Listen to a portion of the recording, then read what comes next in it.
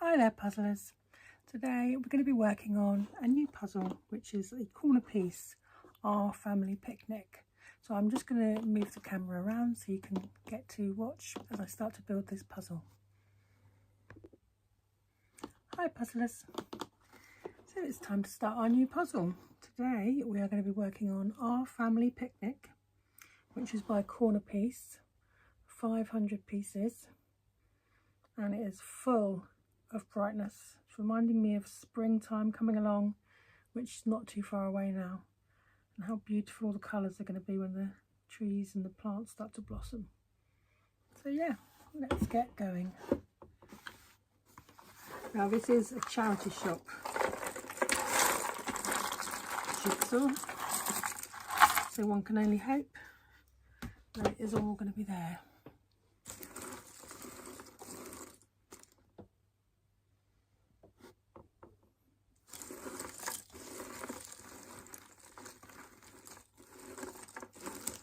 So we'll start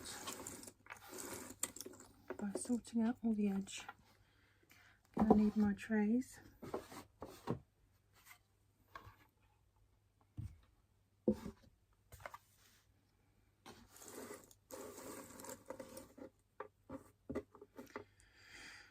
So let's get sorting. I mean, there is so much colour here, it's difficult.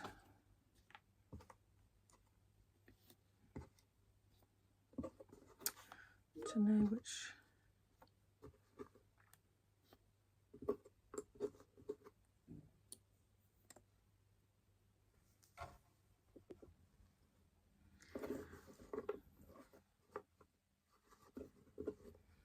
so today I wanted to talk about the quiet ways in which trauma can show up.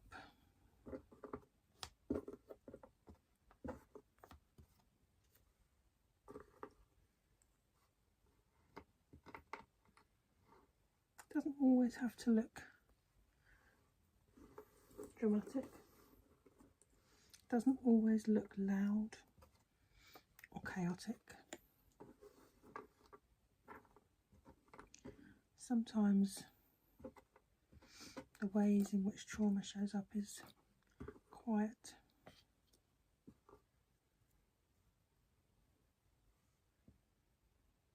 And because of that, because it's quiet, it's much harder for us to recognise it.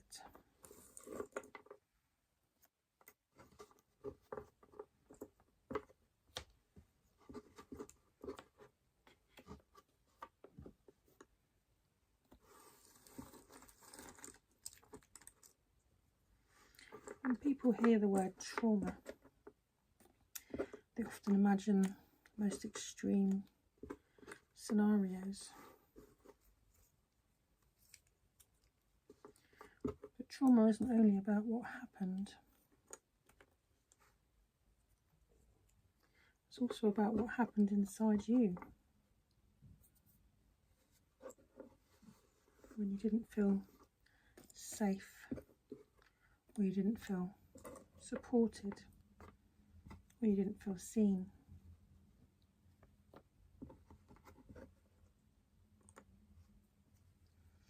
And sometimes the way that trauma lingers within you is surprisingly subtle, and it really can stay with you for years. You don't even realise it, because it comes out in our behaviours, and these are behaviours that have been created to keep us safe, but they came about due to the trauma that we experienced.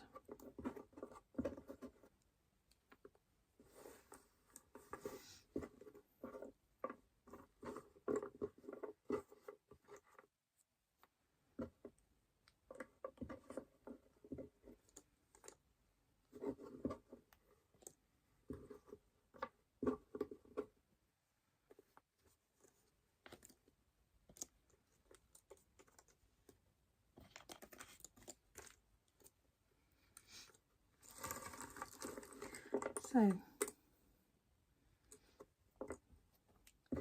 one of the first types of behaviour that can come about as a result of trauma is perfectionism.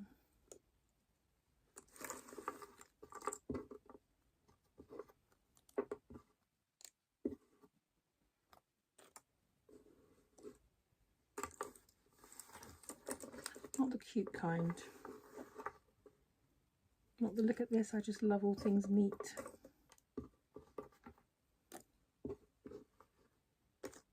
But the kind that whispers every day to you, if I just get everything perfect, maybe nothing bad will happen.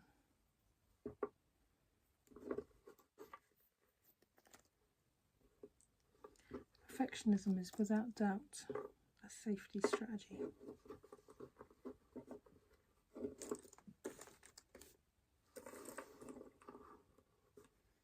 If I don't make a mistake, I won't get criticised.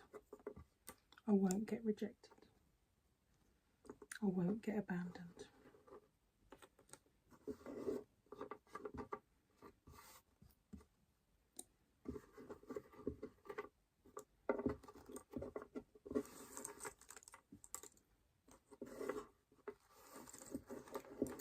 And as a result of that, we start to overthink, over-prepare, and overwork, because we've got to get it right. Because if we don't get it right, bad things can happen.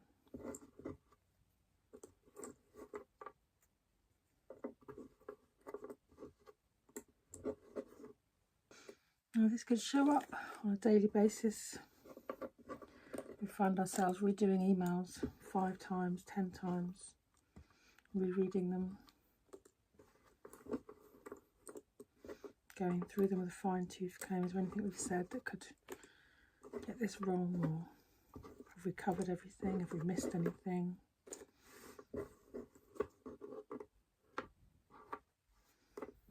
We sit there replaying conversations over in our heads. Did we say the wrong thing? Did we say too much? Did we not say enough? It's just a constant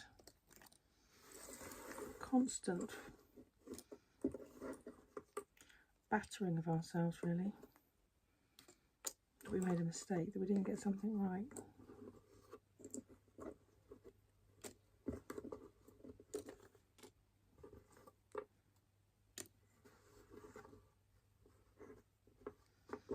Can even show up in a way that we struggle to start things because we're worried about getting it wrong.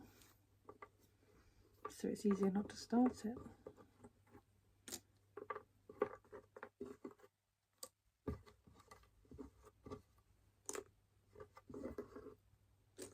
It's quite hard to get to a place where you start to see that actually it doesn't matter. Just being yourself is enough. Saying how you feel and saying what's true to your heart is enough. And if that isn't enough for somebody else, that's down to them, not you.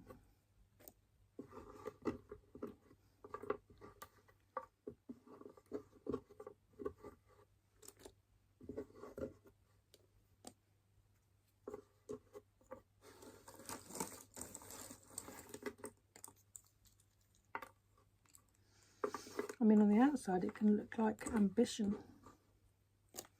Somebody working extra hard or going the extra mile or making sure everything's perfect. Making sure the job's done well. Ooh, missed one there.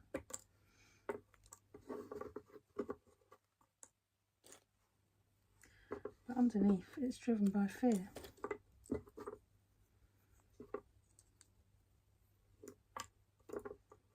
Fear of getting it wrong. Fear of being abandoned. Fear of not being seen. A fear of not being enough.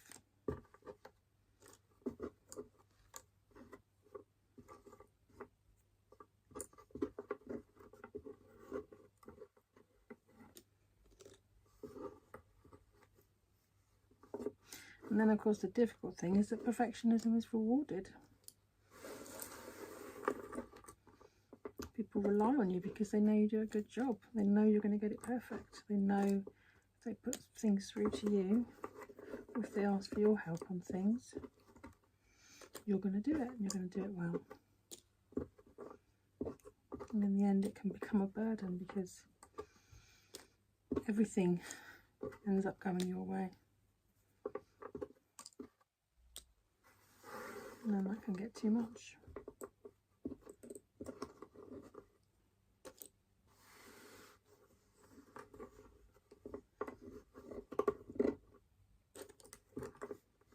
People can say, you're so driven, you're so organised, you're so good at what you do. And because we're working on trauma behaviour, we're left thinking, are we? Am I? I'm just getting by.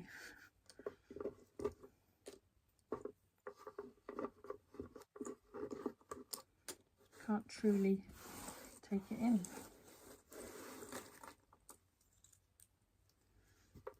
And also they don't get to see the anxiety that's going on underneath it all. The fear, the panic, the worry, the overthinking.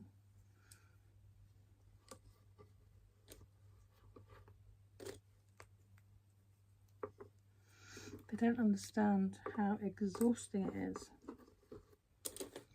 that your worth, your entire self-esteem depends on you never messing up, never making a mistake, never getting it wrong. Because that is exhausting, and it's not realistic. Because really it doesn't matter how hard you try. Things are always going to go wrong sometimes. But for the perfectionist, that can be devastating.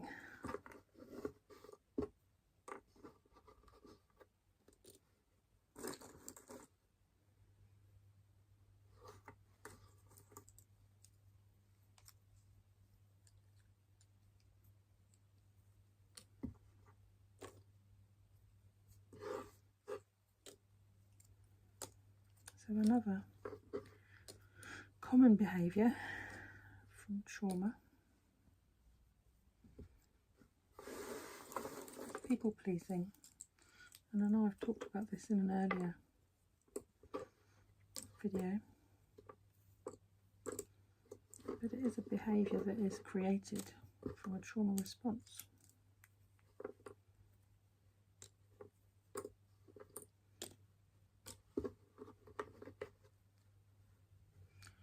Have you ever been labelled as the easy one, or the helpful one, or the understanding one? Because you have a habit of saying it's okay when it really isn't. Or I'll take that on when you really don't want to. Or let me help when you're absolutely exhausted.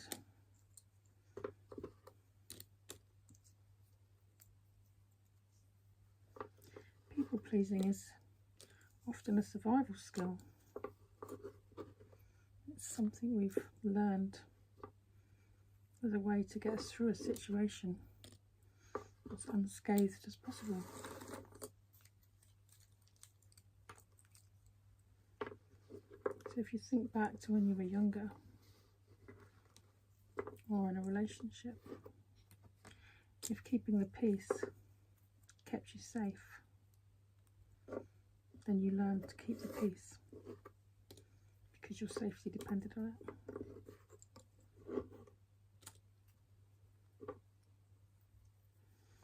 In your mind, harmony equals safety.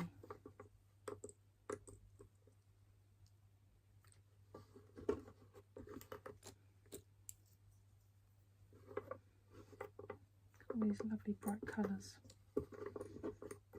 Just love all the flowers in this picture. We're nearly there now.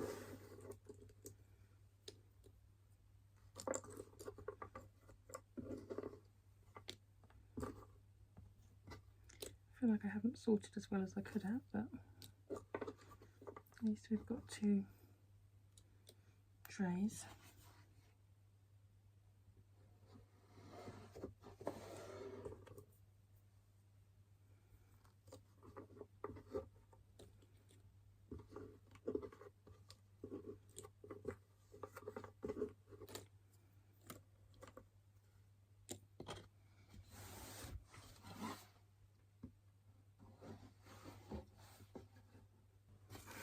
also tends to happen with people pleasers is that you get very good at anticipating things. You start to anticipate people's moods, manage other people's feelings. You become very good at reading the room because you're constantly in protection mode. And how are you going to keep yourself safe? Especially when you're putting yourself into situations that perhaps don't feel quite so comfortable to you.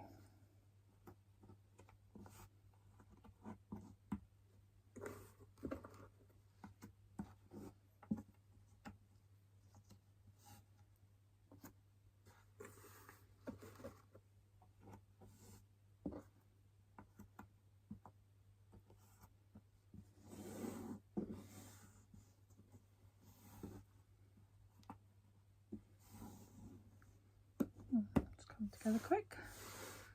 What we like to see.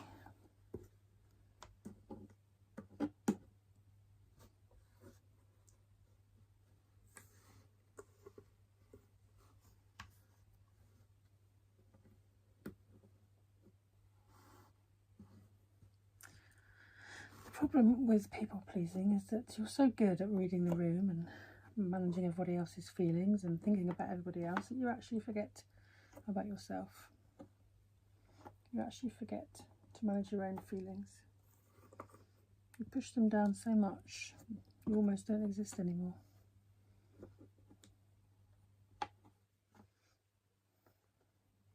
And you can only do that for so long.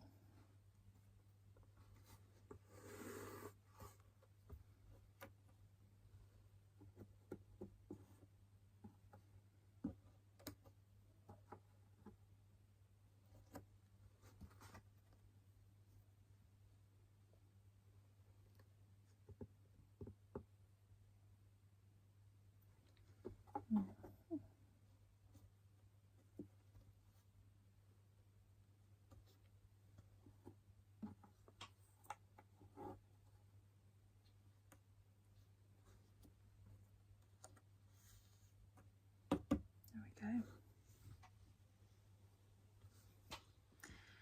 Often you get to the point where you don't even really know what you want anymore. You don't even know who you are anymore. You've got so lost in managing other people and looking after other people and making sure everyone else is happy. Quite often, when you ask a people pleaser, what is it that makes you happy? They will say, oh, I like to see everyone else happy.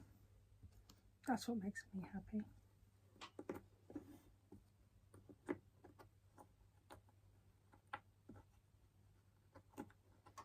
But it's not reality.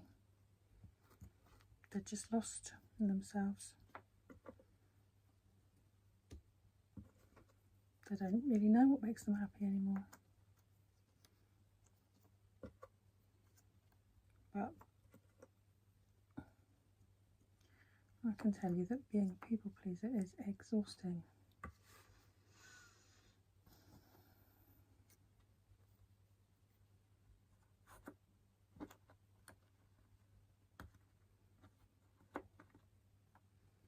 And it's you know,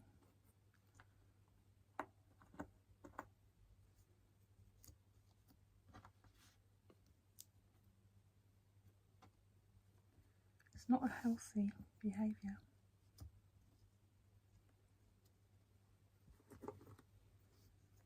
It's a learned trauma response behaviour.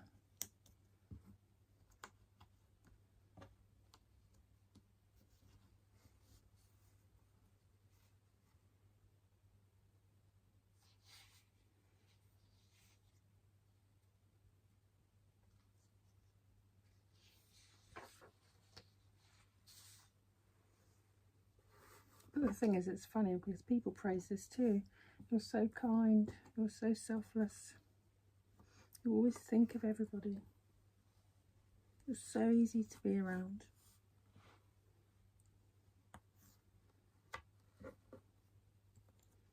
And so that just becomes part of our identity. and then it's quite hard to shift away from it. And the problem is you're constantly shrinking yourself until you no longer exist.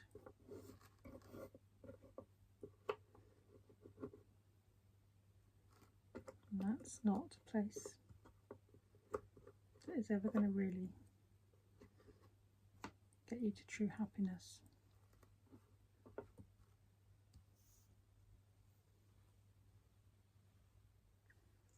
In the end, you become afraid to even take up the smallest of spaces.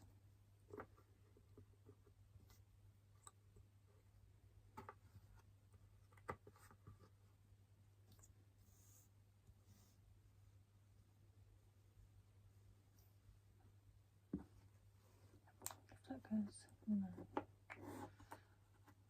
Oh, it does go on there.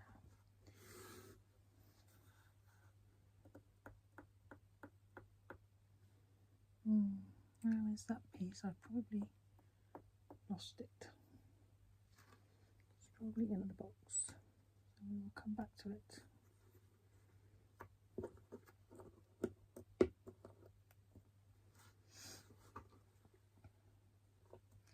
And the third quiet behaviour, kind of behaviour that can go unnoticed from trauma, is numbness.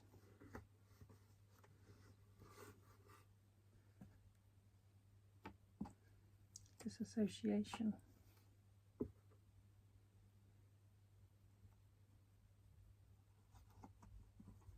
It's a very good coping strategy. Keeps us safe. Stops us from being abandoned.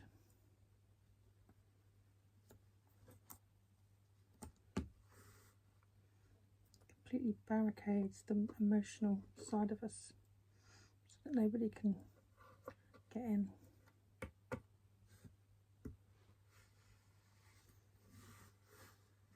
Numbness is an especially quiet one. It can go very unnoticed a lot of the time because it's not crying all the time, it's not dramatic.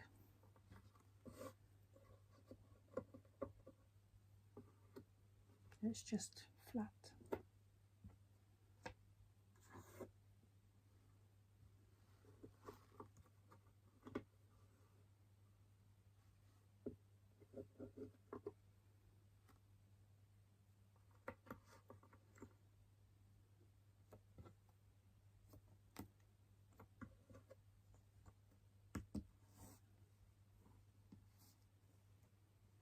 You go through the motions, you function, you tick all the boxes,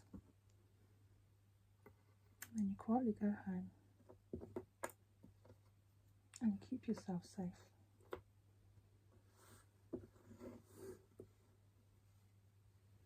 The numbness is a protection. Protects your heart, protects your nervous system. Oh, I thought that was it then, but it's not. It's not it. Okay, I'm coming in over there.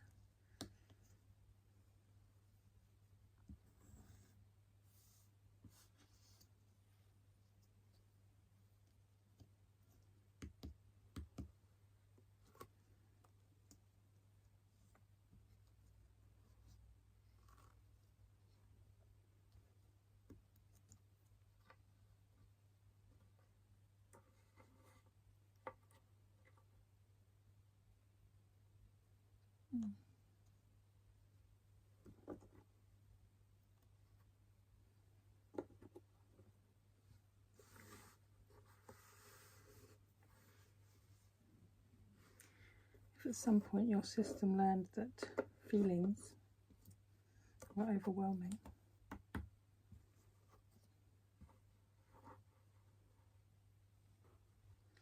it may well have decided that it was better for you to feel less, for you to shut down, for you to close off, protect yourself,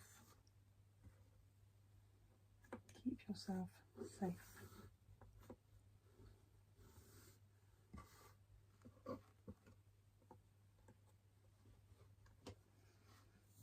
The negatives of that, of course, is that joy starts to feel muted.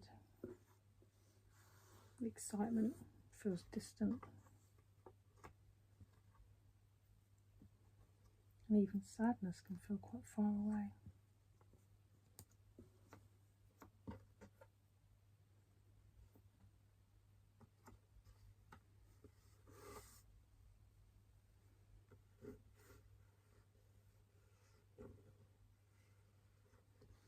You might tell yourself things like, I should be grateful. There's nothing wrong with me. Other people have got it far worse.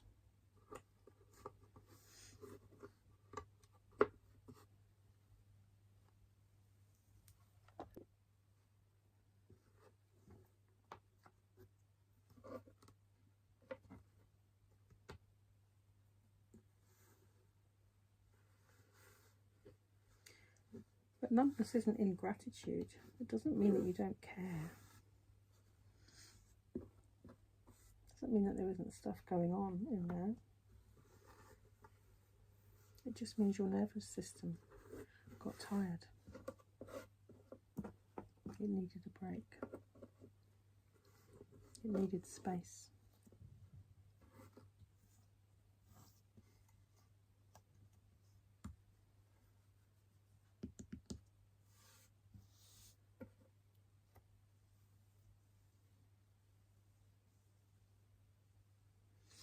Sometimes healing from these kinds of behaviours doesn't mean you're going to become happier immediately. It's not generally how it works.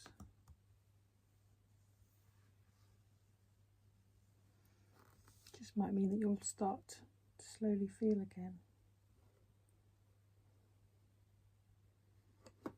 And that can be quite hard as well. Quite hard to navigate.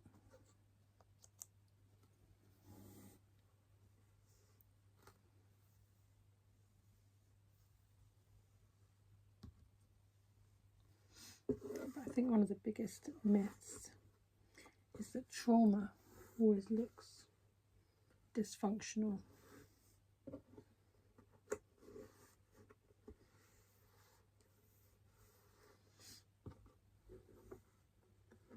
But many people can be suffering and functioning perfectly well in life, holding down their jobs, getting up every day, doing what's required of them.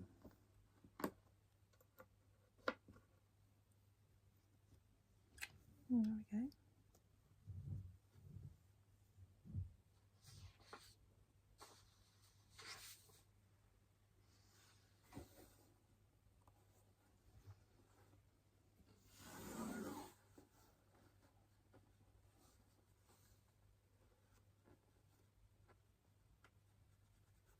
Just means that you've learnt to adapt. You've created behaviours to keep you safe.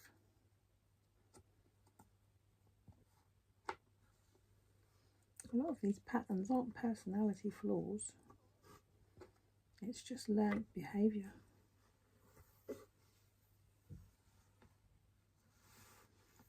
But the important thing is just to start to gently notice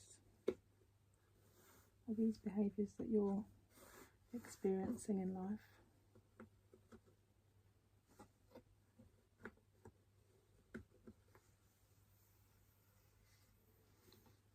Next time you find yourself rereading something or rethinking about something for the 5th time, you can just ask yourself, am I being, or am I worrying too much here? Okay, I've got the nice outside bit done.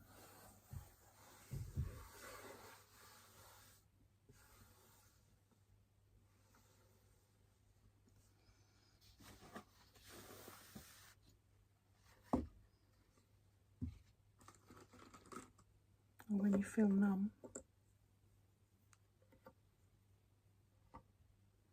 maybe you could ask yourself why you're feeling numb. What is it that you're actually feeling at that moment? What are you trying to block out? And when you find yourself offering to do something for somebody else, maybe you can think about, what do I need to do for myself today?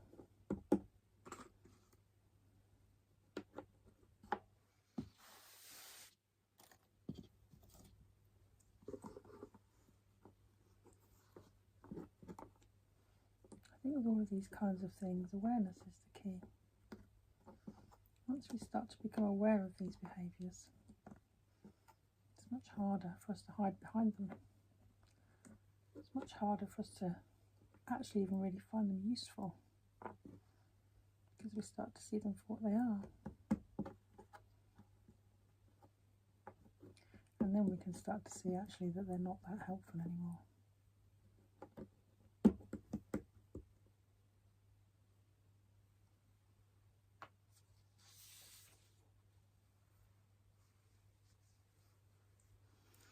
And just like trauma can be quiet, healing can be quiet as well.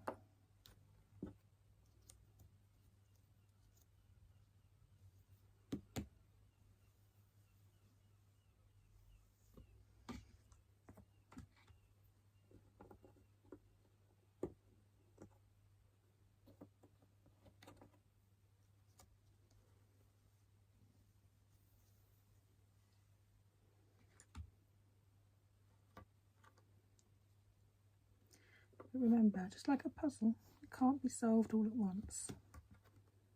These things take time. Just focus on one bit at a time. Just listen a bit more to yourself.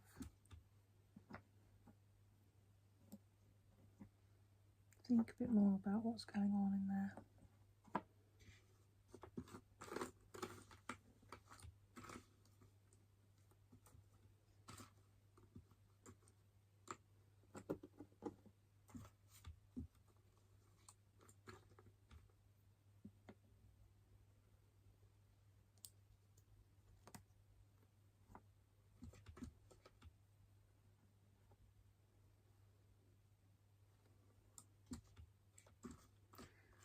So if any of this resonated with you today,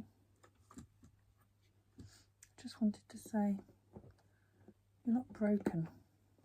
There's nothing wrong with you. It's not a personality flaw.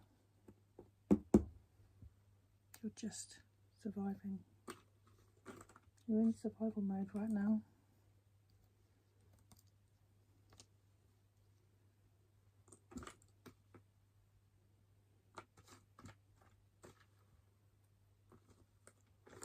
All you really need to do is start to think about which of these behaviours are still serving you well today, or which of them it might be time to let go.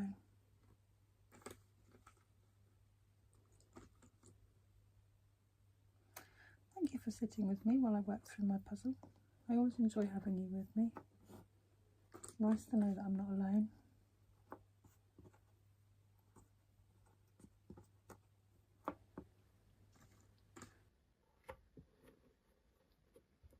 There's obviously lots of colour in this puzzle. I think it's going to take a little while to get through all those pinks at the top.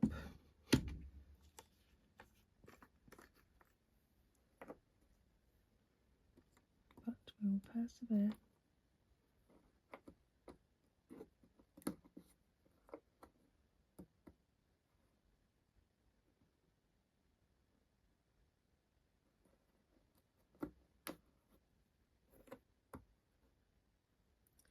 Just trying to see if that fits.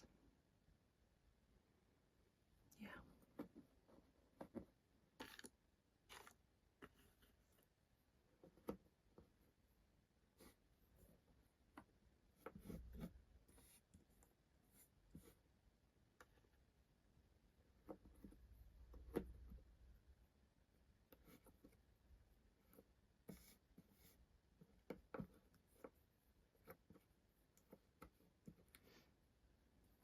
So for those of you who've watched the first part of the build of this jigsaw, you might remember that we talked a bit about trauma. If you haven't watched it, then do go back and watch it, and you'll get to see how all the beginning parts of this jigsaw came together.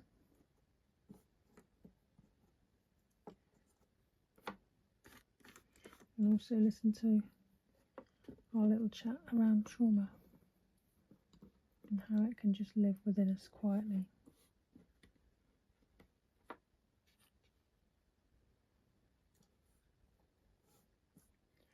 Today I thought we would talk about how we can work on being kinder to those parts of us that manage to survive.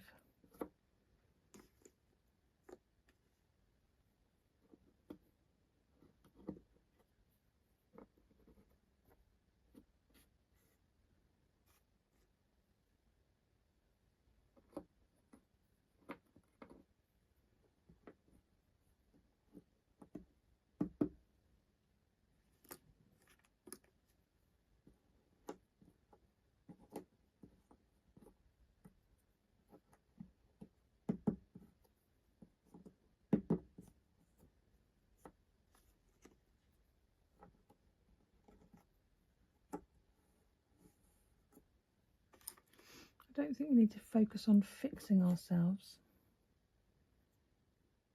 or improving ourselves.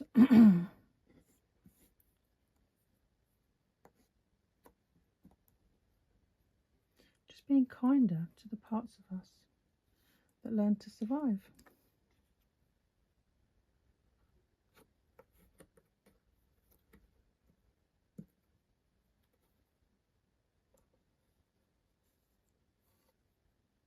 If you can relate to perfectionism, people pleasing, or numbness, often classed as disassociation, it's easy to think that they're flaws. I'm too much. I'm too sensitive.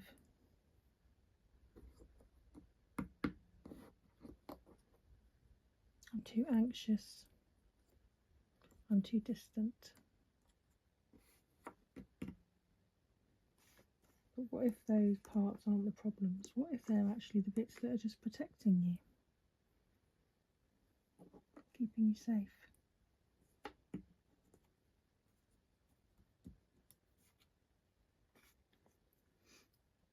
But then what if you realise that you actually don't need to be kept quite so safe anymore? You've managed to create a safer environment for yourself. So now these parts of you that are still trying to keep you safe, maybe they can just take a little step back.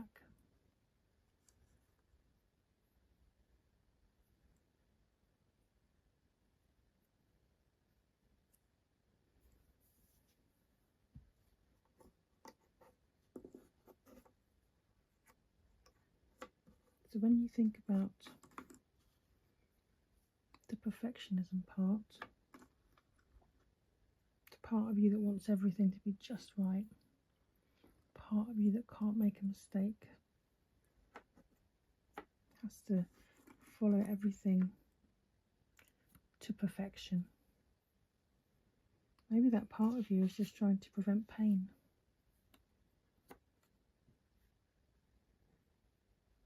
It believes that if you don't mess up, you won't get rejected.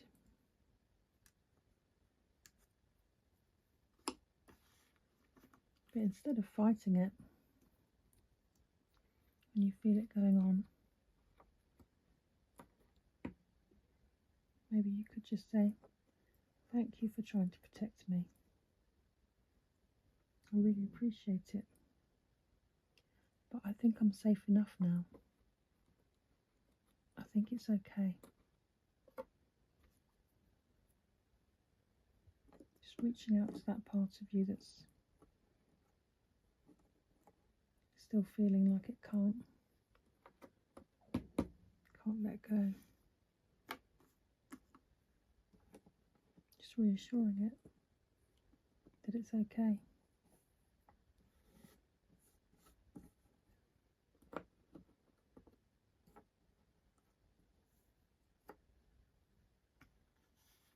I know it sounds really simple, but your nervous system listens. It listens to how you speak to yourself. And it takes on board what you say.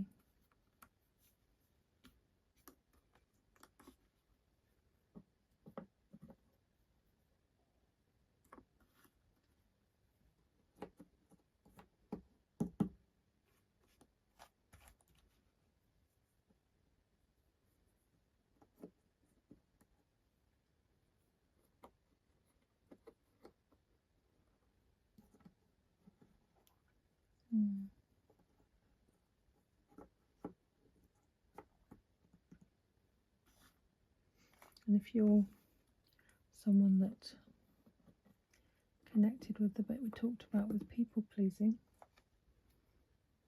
which I know is something that I have suffered with myself a lot, then just remember that you created this protection to keep you safe. At some point in your life, you believed that compliance was the only thing that could help you create connection.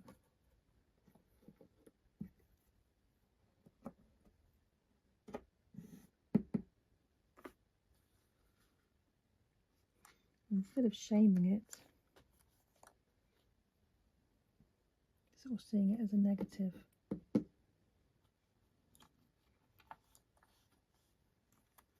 maybe just say to yourself when you see it happening, I can see why you've learned that. I can see why you think that agreeing to everything and thinking of everybody else above yourself has kept you safe in the past. But I think we need to learn new ways now.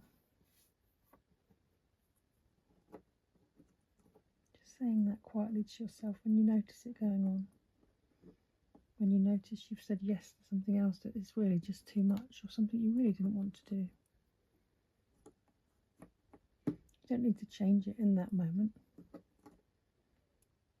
but acknowledging it.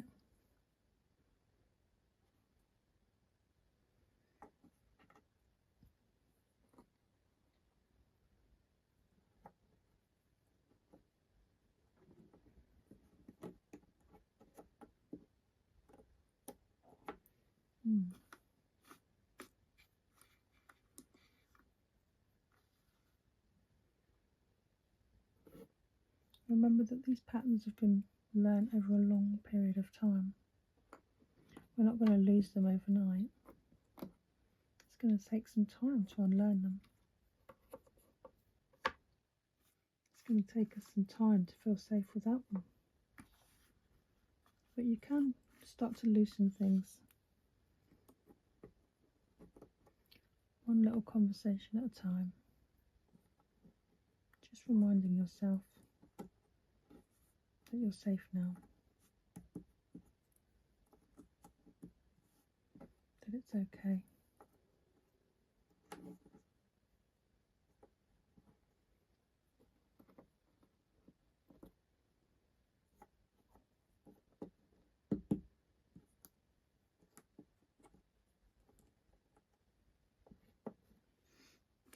And if you were someone that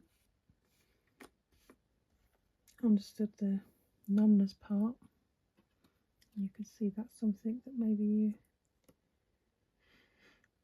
carry with you right now, something that you see keeps you safe. Just remember that being numb doesn't mean that you're cold, doesn't mean that you don't care, it just means that you're tired. It just means that something had to give.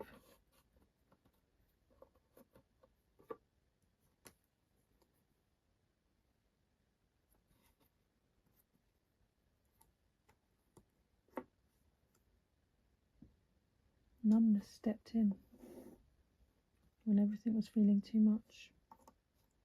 It stepped in and it took over.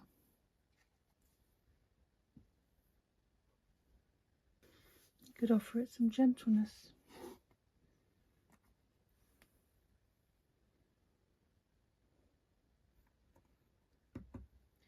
Tiny moments of feeling.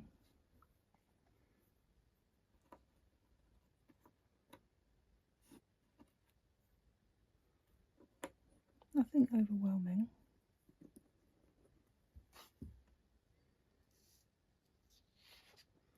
Just noticing the warmth of a mug with a nice cup of tea.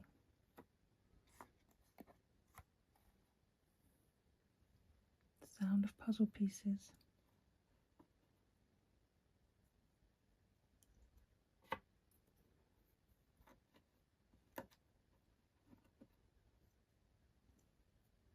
The weight of your breath.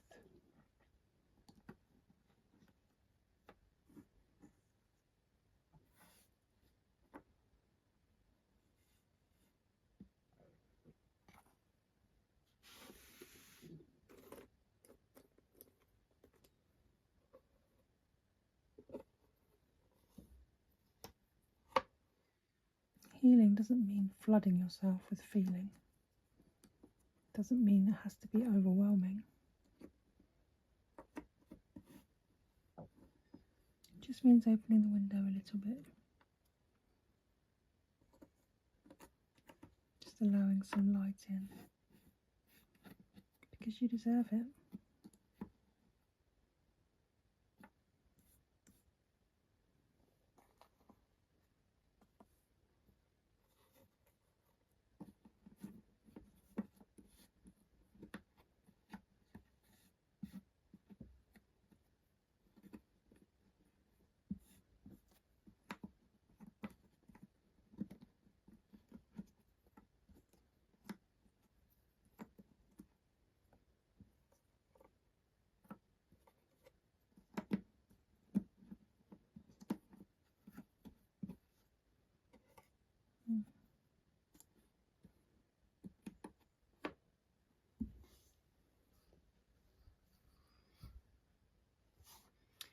Just remember, you're not broken. Lots of self-help language can be quite aggressive. We need to fix it, we need to crush it, we need to eliminate it. You're broken.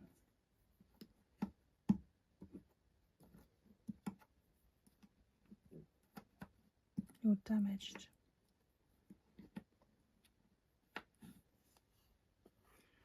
But trauma-informed growth is quieter.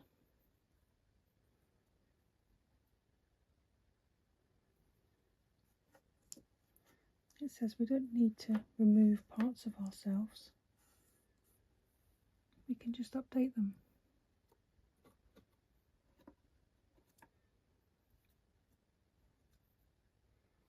We can just show them that we're okay now.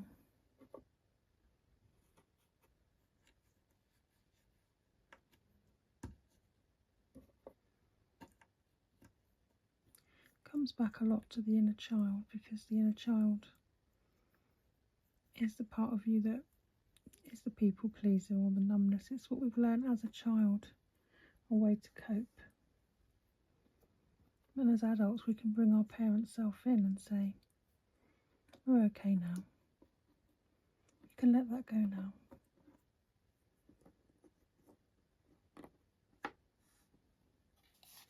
You can let those parts of ourselves that have been trying so hard to keep us safe, you can let them rest now. They've done their job.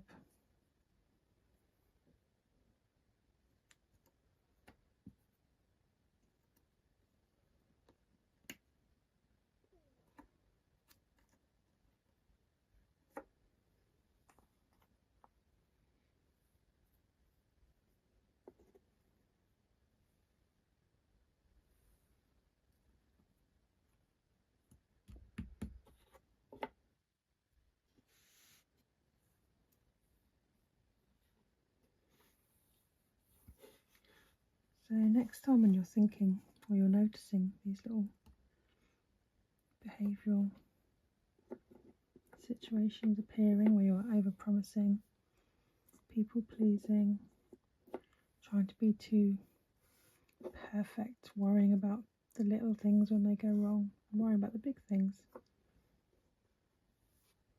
Instead of asking yourself, what's wrong with me? Why do I do this? Ask yourself, what happened to make this make sense? Ask yourself, what happened to make this make sense to me? That question alone can make you feel so much better.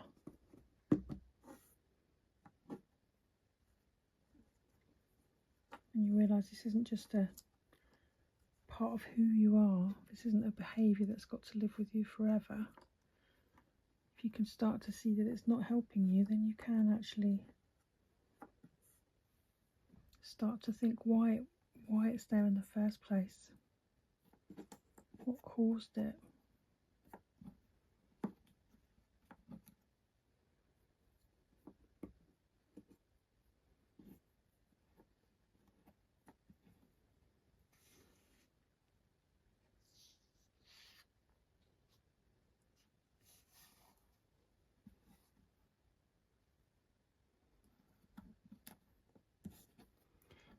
Healing from these kinds of behaviours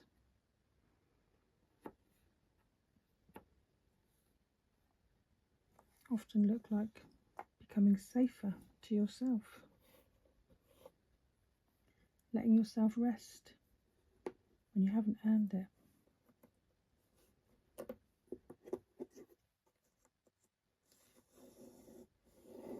letting yourself say no without feeling the need to over-explain.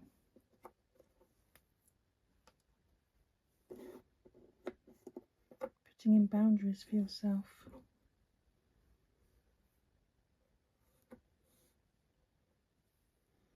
Letting yourself be imperfect.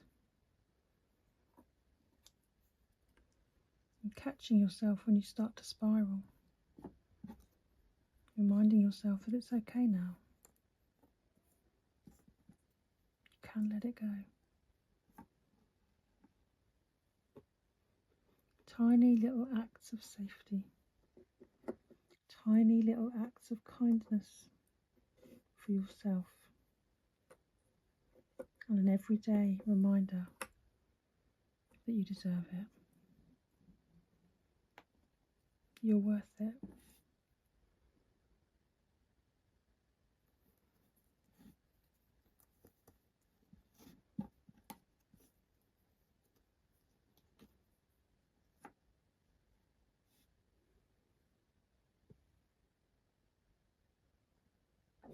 Just think of it like the puzzle. Every day, just trying a new little piece. Trying to get it to its place where it lives and where it feels comfortable and happy. And when you find a piece that doesn't fit or it's wrong, you move it along. You don't stick with it. You let it go. You move it somewhere else until you do find a right place for it.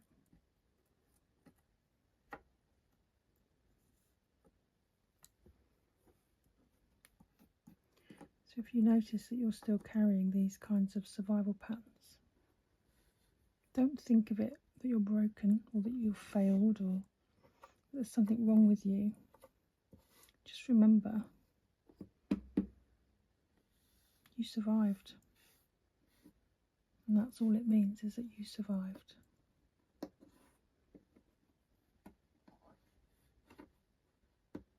And now you get to change things and let go of things and behaviours that perhaps don't serve you so well anymore.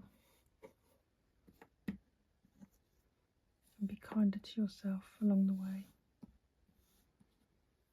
I hope you've enjoyed doing some of the puzzle with me today. It's certainly starting to make a little bit of shape, even though these pinks are quite hard, I must say. So it's going to take a little bit more time.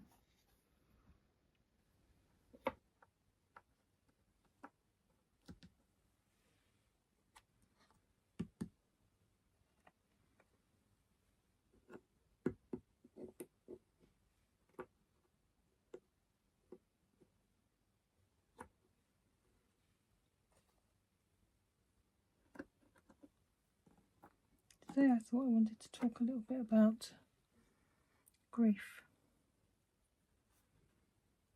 and how it can sit with us in so many different ways.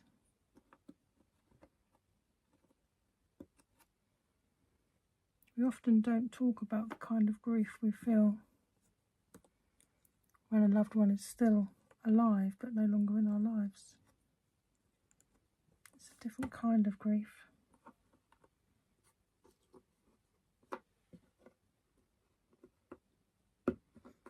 When you love someone, not having them in your life doesn't mean that love just dies. We just continue carrying them in our hearts.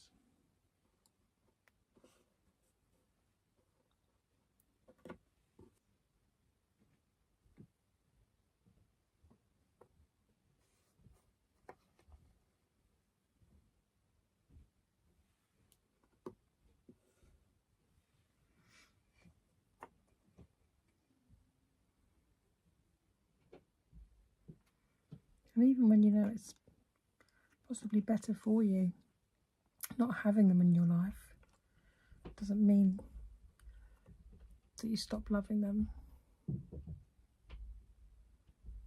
And you still carry the grief of losing them.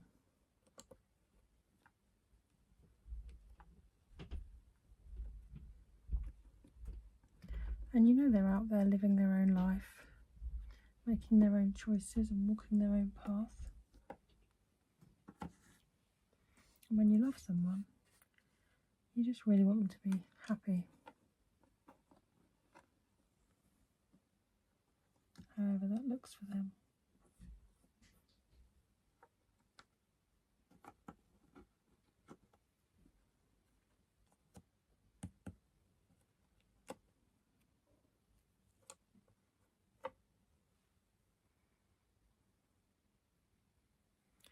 But you still find some days that your thoughts do wander to them.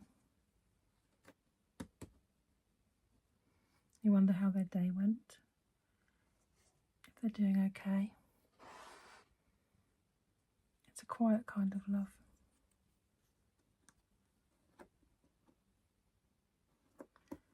The kind of love that doesn't fade just because there's distance.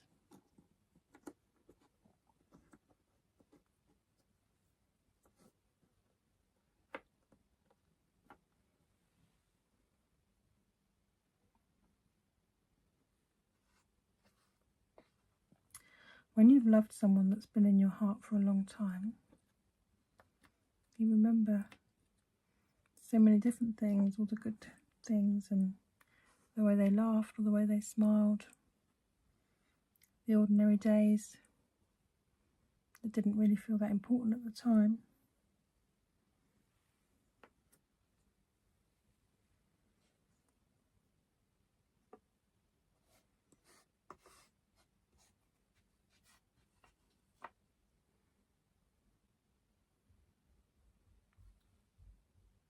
And it's nice to have those memories. It's a warm feeling, even if sometimes it can make you feel sad.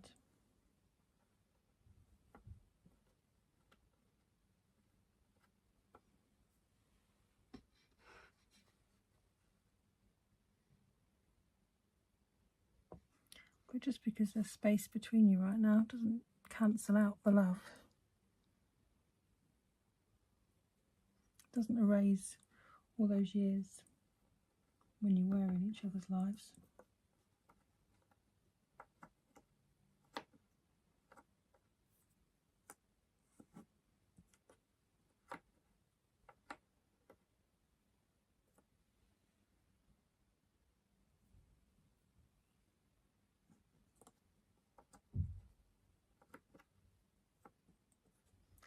I've come to understand that sometimes space is needed. It's not always a bad thing.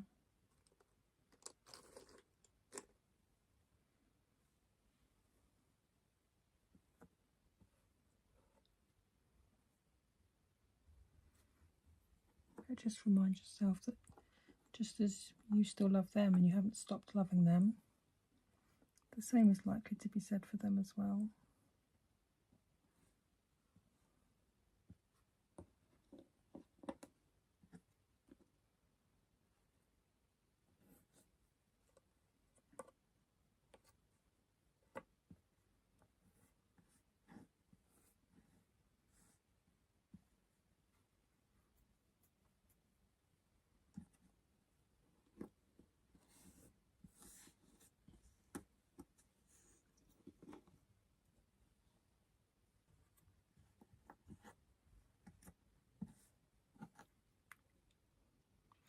So we just carry on,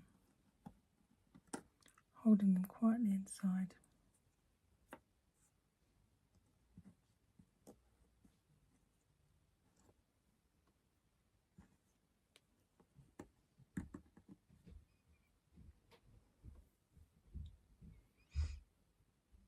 You might find that you don't really say their name out loud very often. When somebody's not in our life anymore, it can become a little bit of an unspoken thing.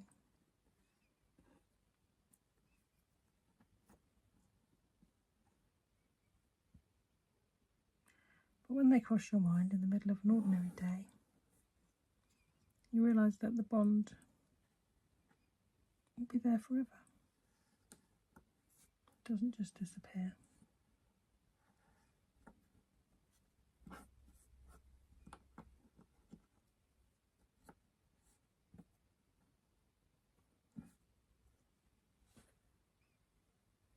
You are allowed to miss someone.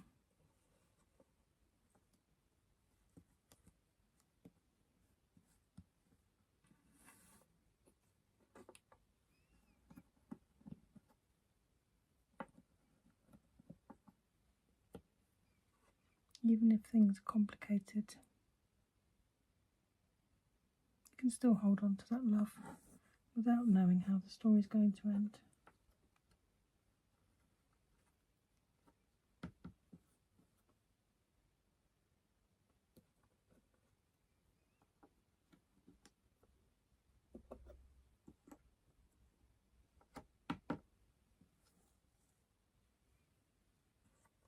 I appreciate you sitting here with me while I'm doing my puzzle.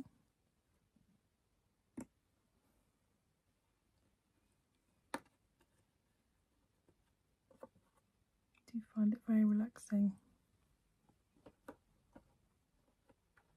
I hope you do too.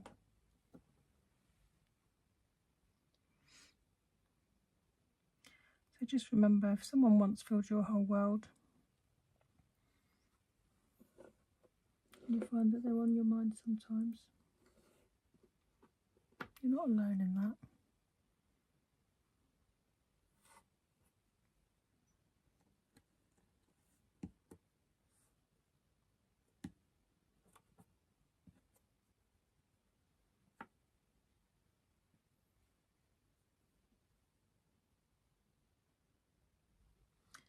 But it can feel quite heavy, so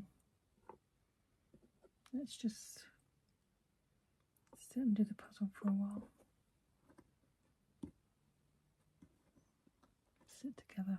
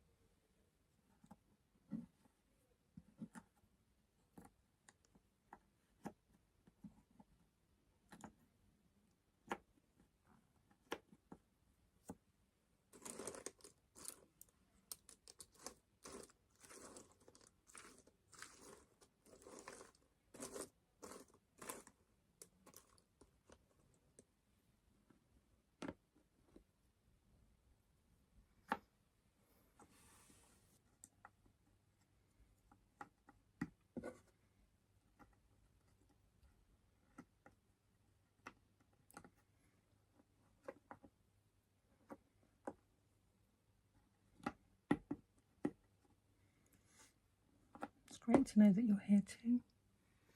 I'm not puzzling alone.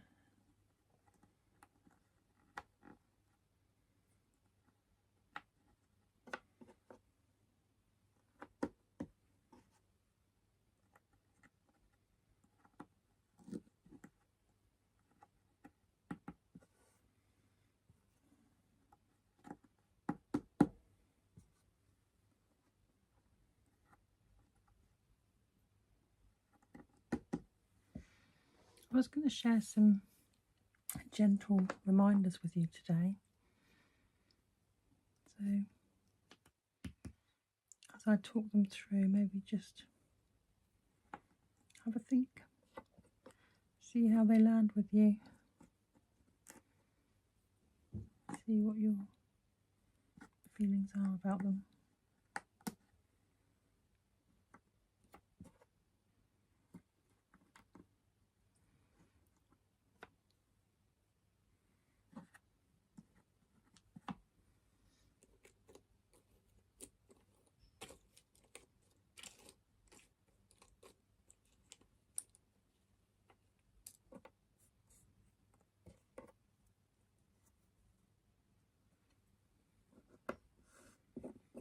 You can just take it slowly as we do the puzzle together.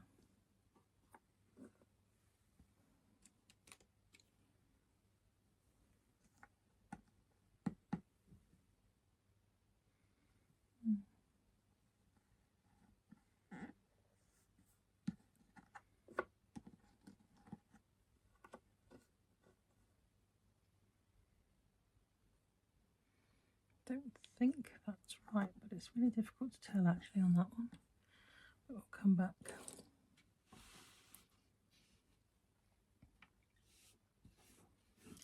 So these are just 5 affirmations, I guess you would call them. Things for you to think about.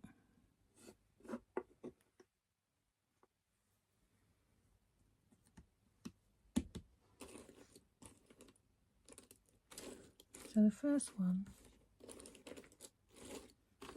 today doesn't have to be perfect.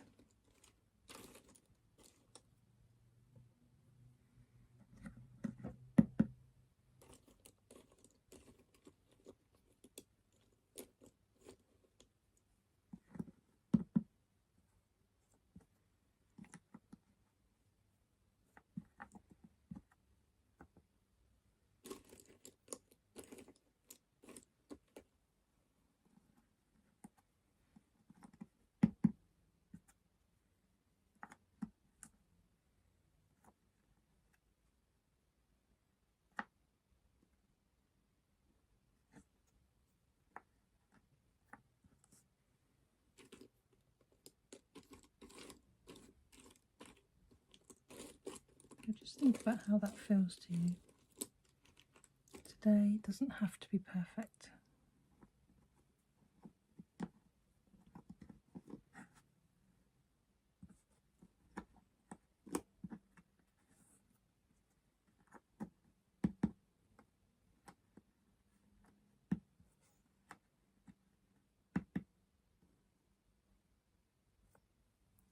Today doesn't have to be perfect.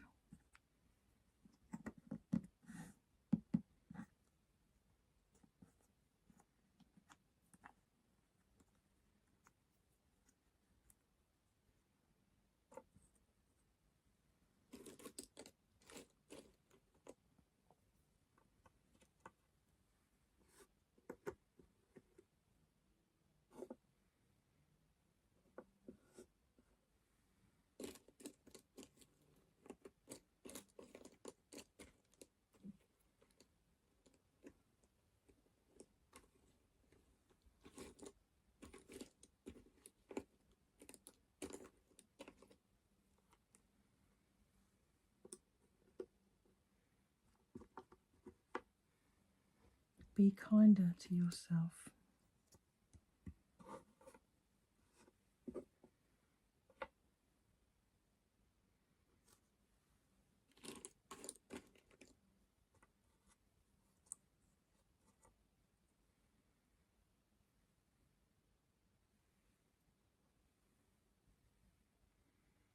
How does that feel? Be kinder to yourself.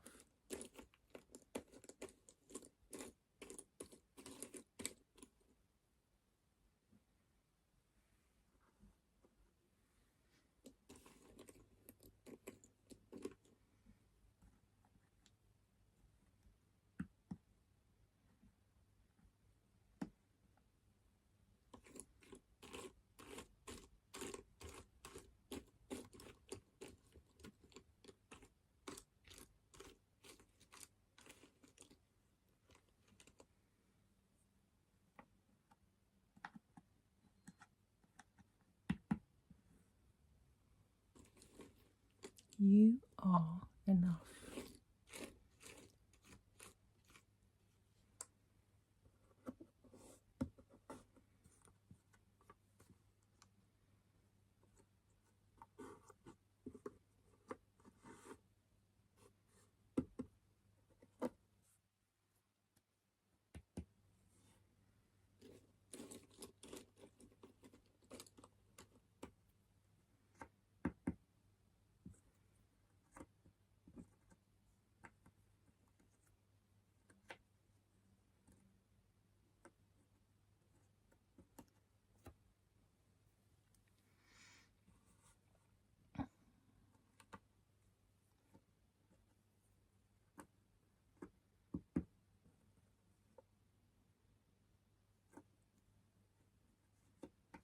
You are enough.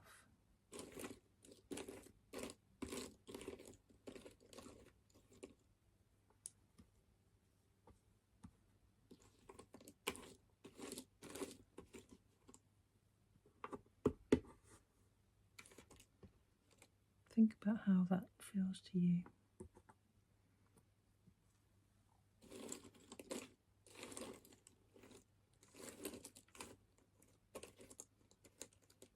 You are worthy of love.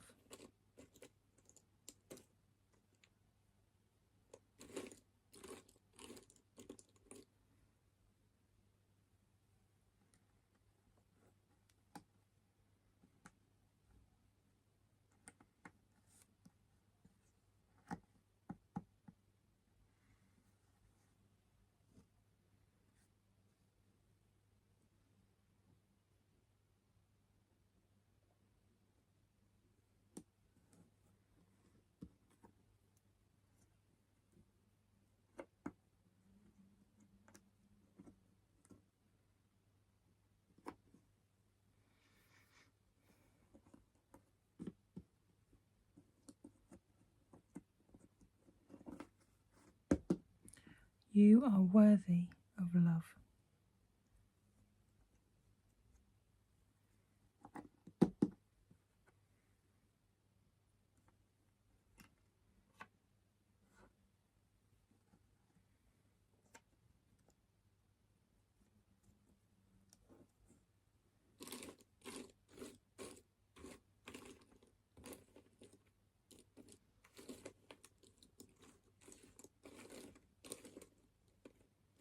Trust your inner voice.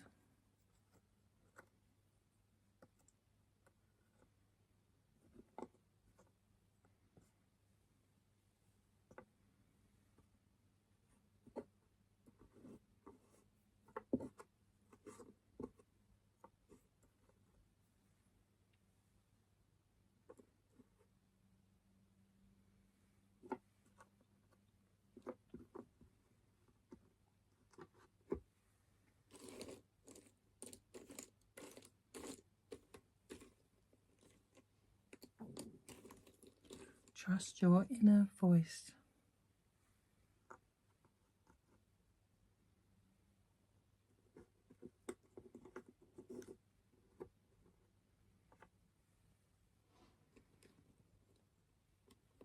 All of these affirmations have helped me at one point or another.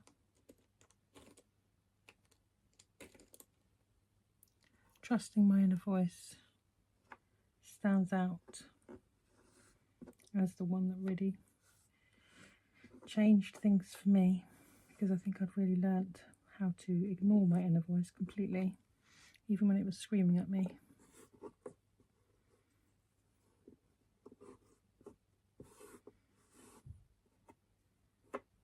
It's that little niggle you get inside that says, don't trust this situation. This isn't the right situation for you. And we can get very good at ignoring it.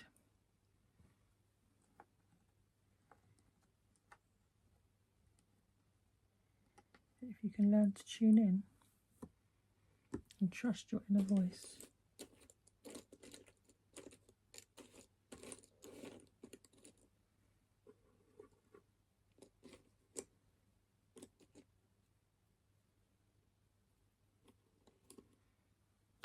it can be quite impactful.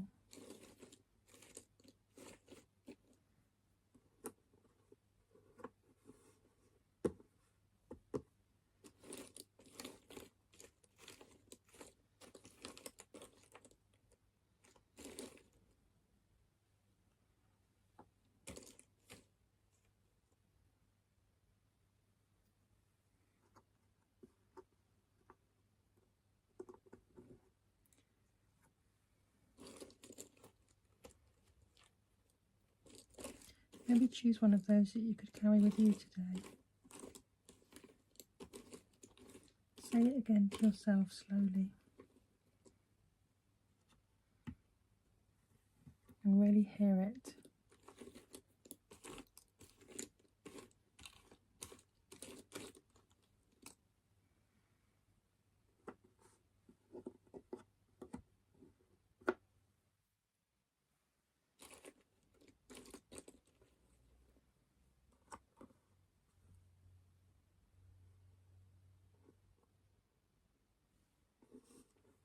Let it land. See how it feels.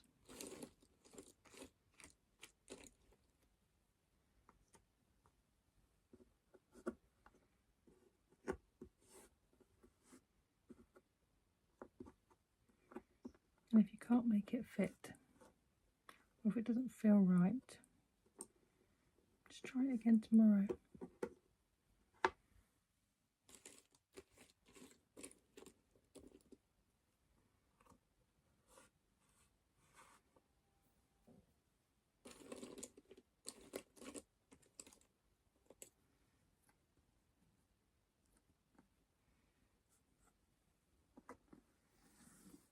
Starting to get all the pinks together now. It's got this little bit of tree to do.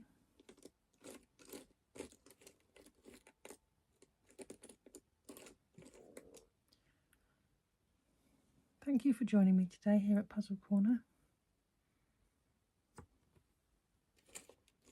I really appreciate you sitting with me while I do the puzzle.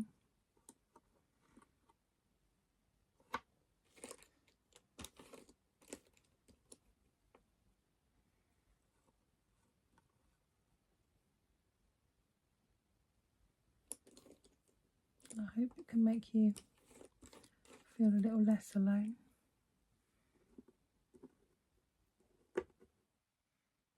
Do pop back anytime.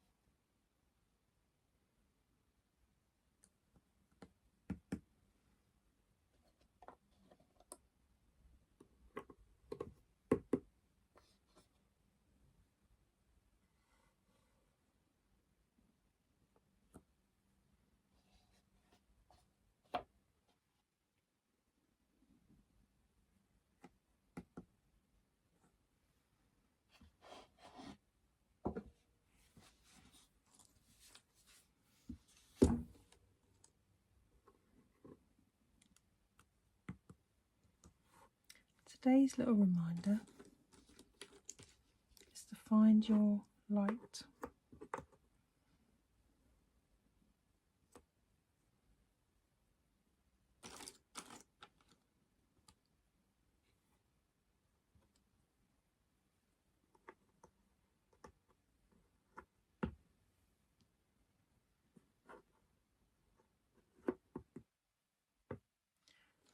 Sometimes when everything feels dark and heavy,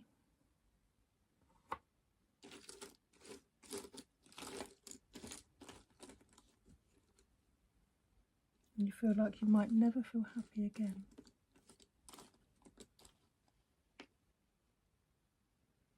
it helps to remember this is just a moment in time.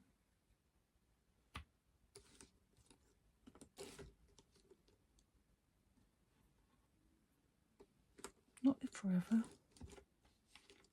It's not the whole story.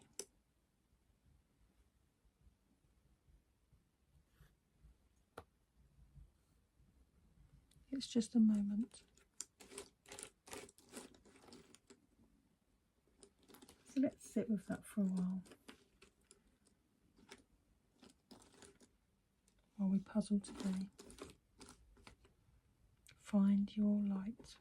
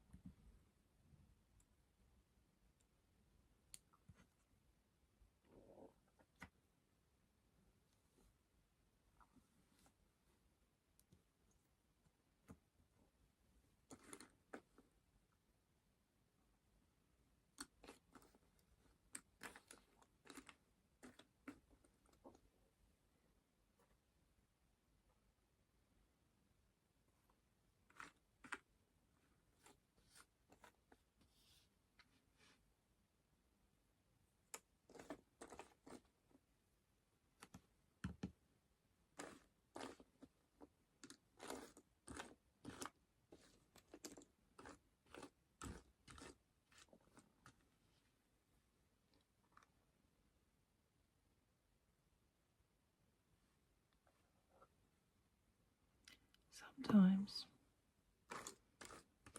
when everything feels dark,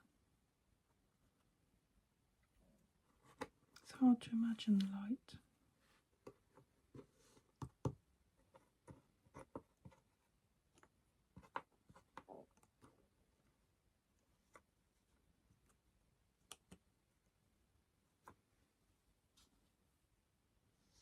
It's hard to think that it even exists.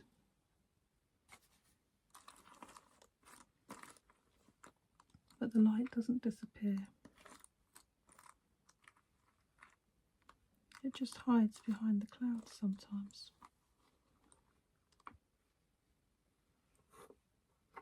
But just remember that the clouds will move.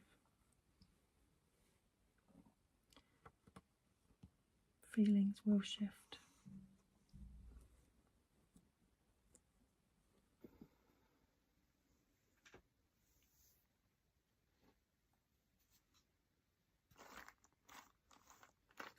Life evolves. So just stay here with me. And let's keep working on this puzzle, one piece at a time.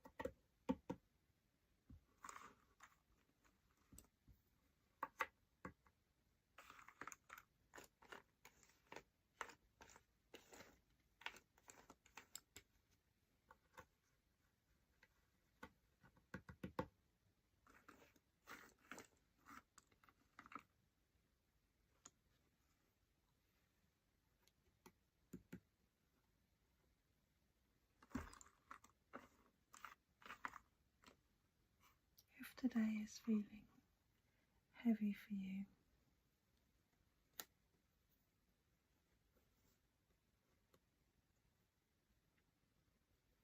just remember you don't need to fix everything.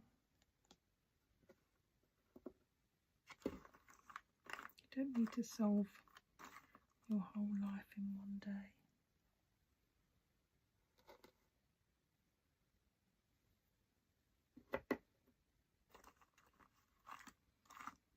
Just think about it in small pieces, one piece at a time.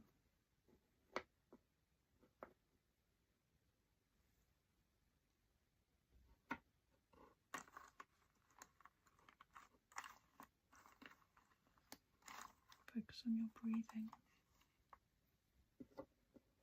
slowing things down, calming things down. Think about this moment.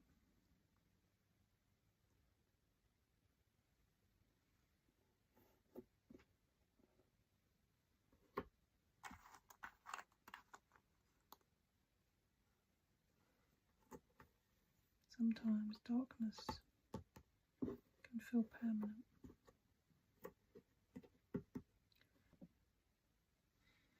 but it isn't. Things change, and the darkness will pass.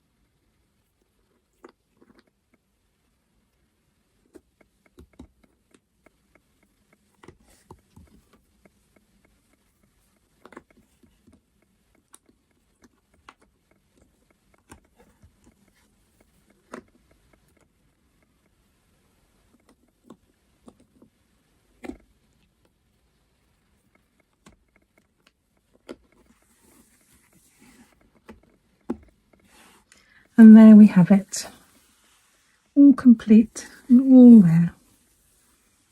Thanks so much for joining me today. Take care.